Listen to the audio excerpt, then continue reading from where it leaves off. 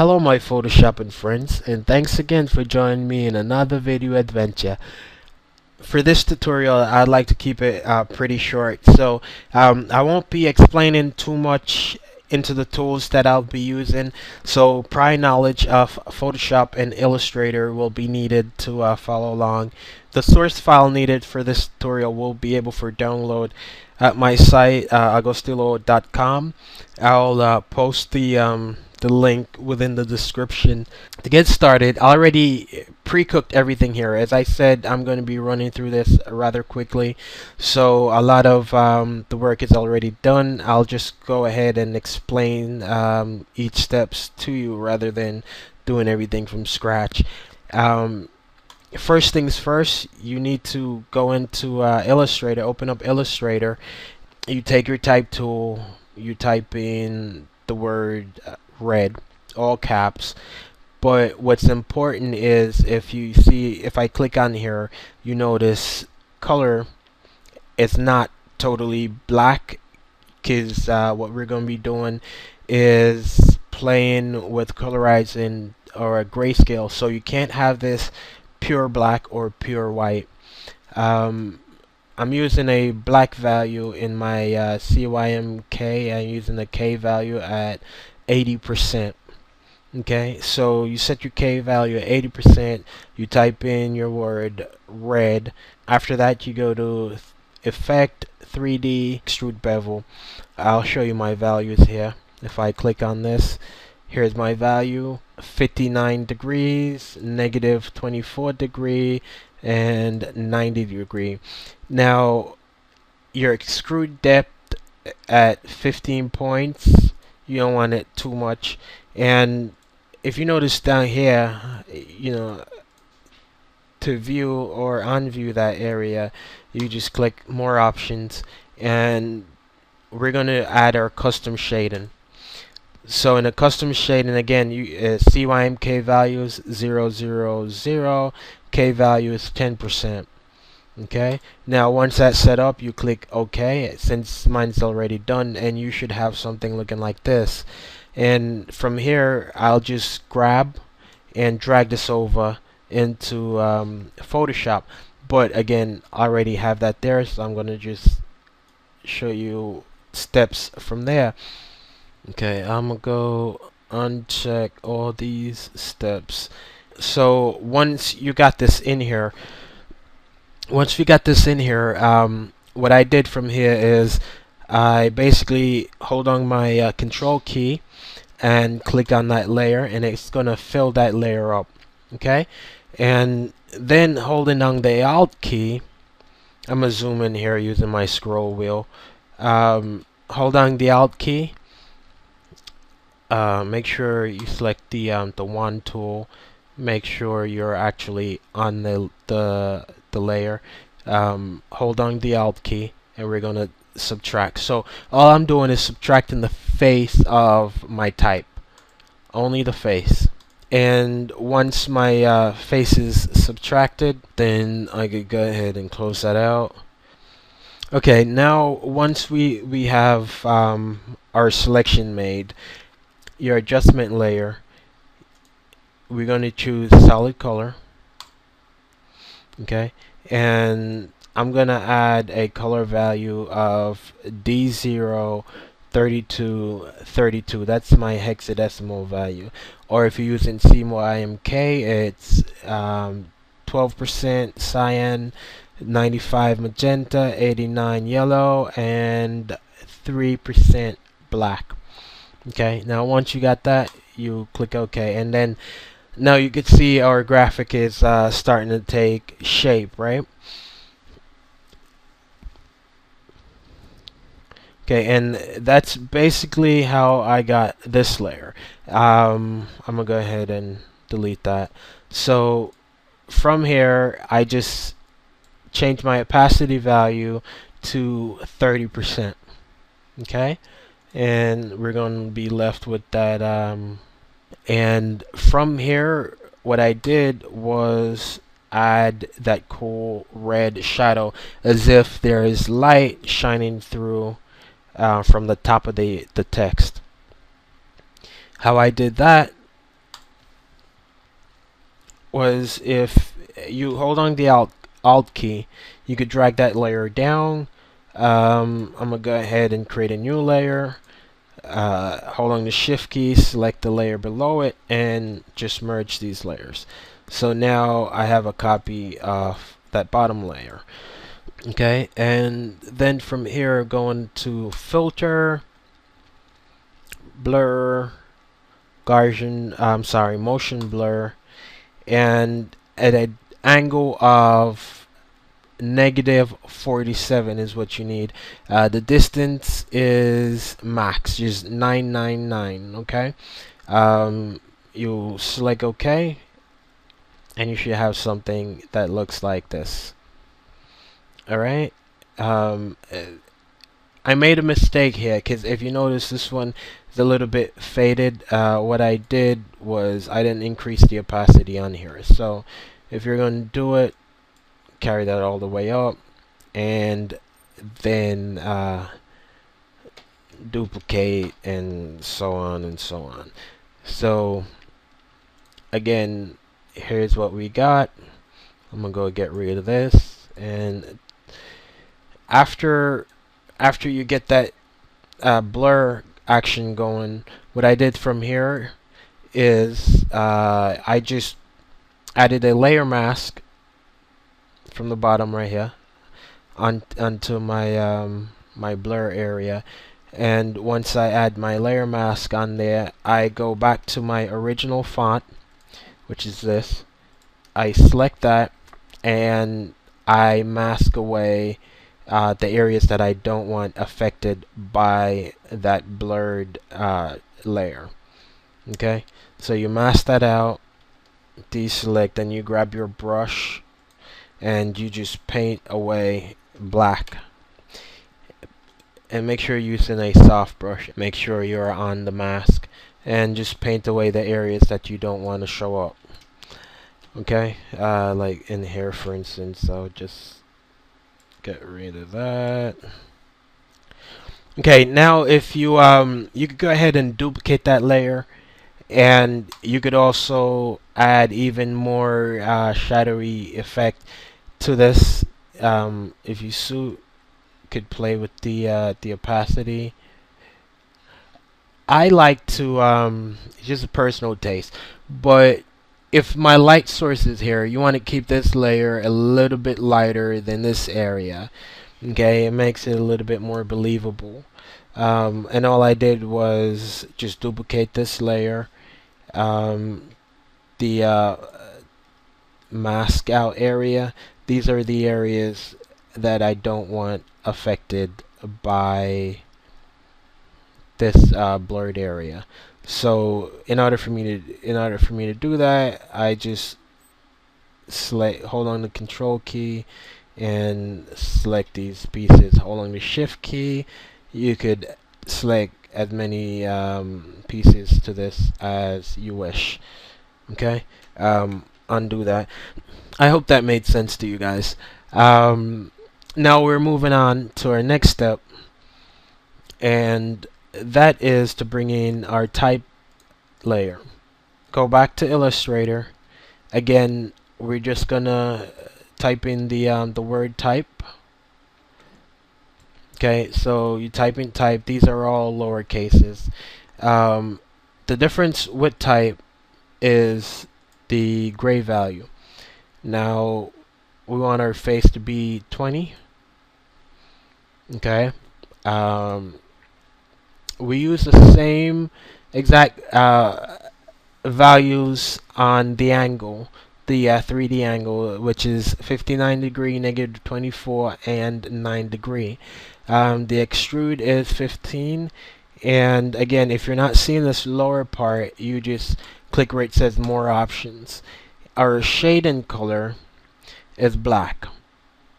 Okay, so we got our shading value is black. Everything else remains the same.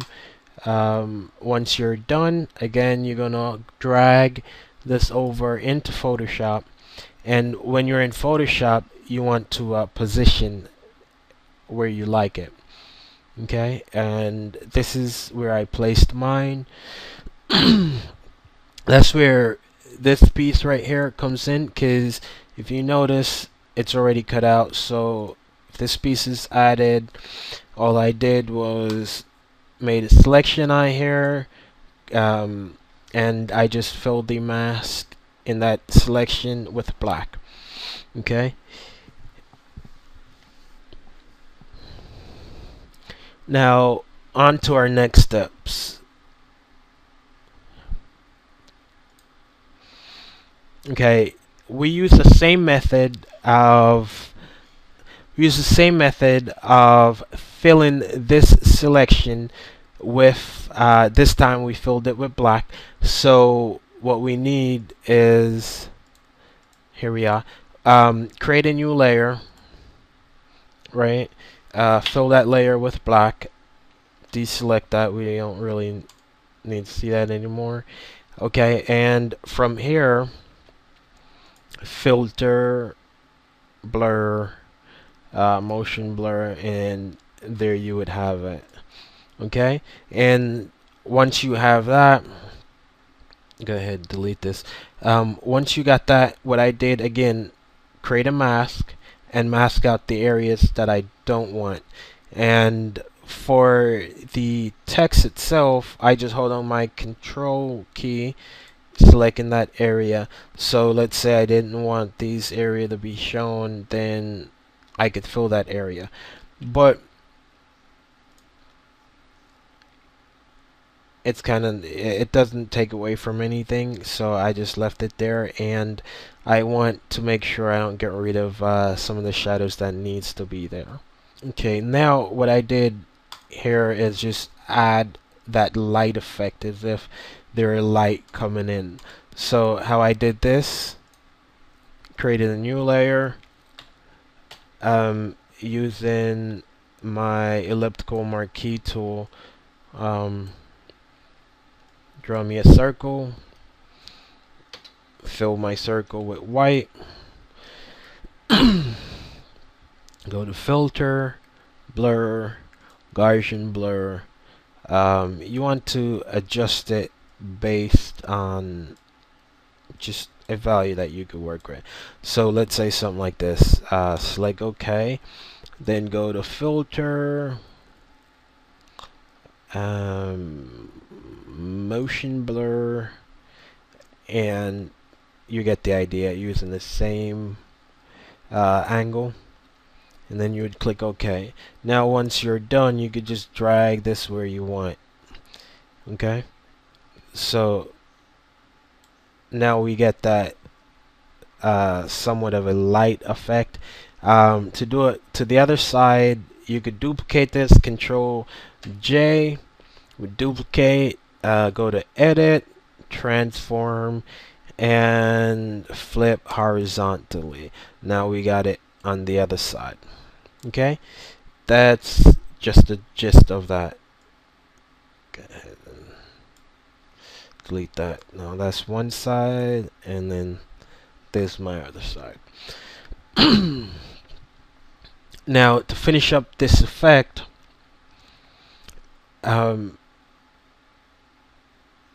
I added a gray background, and it's very important. Like, you may not be able to notice what's going on right now with the naked eye, but this gray background is not a solid gray. Okay, and to prove that, let's go into our color picker and watch the gray values. Okay, that's from the middle, and that's out to the edge.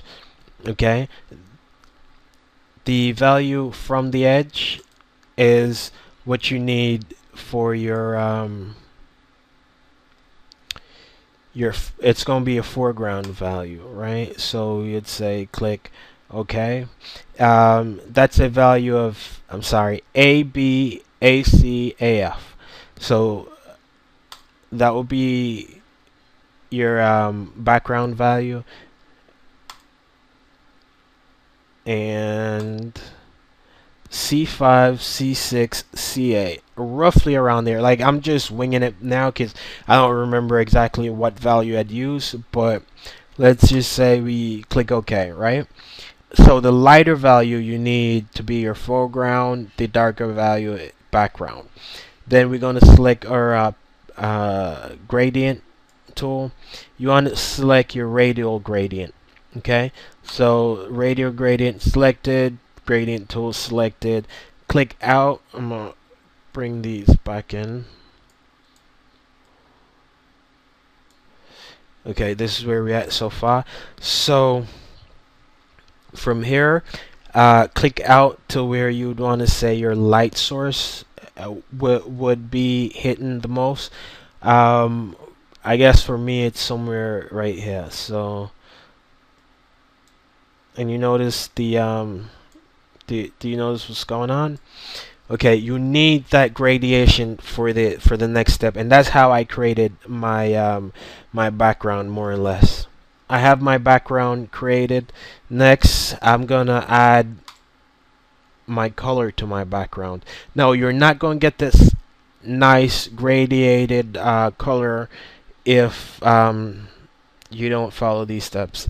And again, if you're using gray values, it's easier for you to add colors to it than a solid black or solid white. So now we got this pretty color going on.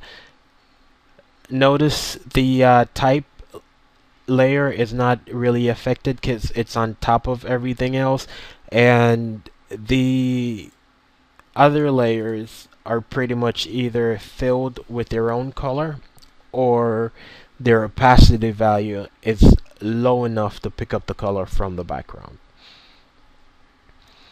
Alright, I guess the final step, well, not completely final, but next to last step, I went ahead and created this light line file for you guys. Sorry, grab these layers over, release them, and all you gotta do from here is just arrange these light beams to however you see fit, like however you wanna design. You don't have to use them all. You could resize, rotate, whatever. You know, the key here is not to really overdo this. Okay, now once that's on there, you're pretty much done. What I did after I was finished, I noticed that some of my edge, I lost some of my edge. So remember that font that we carried in here, this big original red text layer that we started with. Well, what I did here is to get that edge back, I went ahead and I add a color effect to it, right? So go to color overlay, pretty much just as red as you can get it, which is FF 0000. Okay, once you're done, make sure you're on a blend mode of lighten. Okay, you click OK, and then just drop the opacity value to about like 22. Okay, you notice my edge, I regained my edge, but I didn't want to darken up the entire text layer. So what I did, I added my mask and mask out the areas that I don't want, which is this entire area here. All I wanted was to bring back this edge. Still want it to look transparent. Okay, so I had to take it back some and made sure that the entire area wasn't dominated by that layer that we just added. Alright, and there it is. You finish, you add your little logo or watermark or whatever to it, but that's the end. I hope you guys enjoyed it. I hope you were able to follow along, and once the source file is ready for download, you could download it at agostilo.com, and remember, just check at the bottom for those links. Check out the blog tutorial from time to time. I may be posting some written tutorials on here, as well as some exclusive video tutorials that are only exclusive. That is exclusive only to my site. Okay, thanks again, guys, for joining me in another video adventure. You guys have a wonderful day.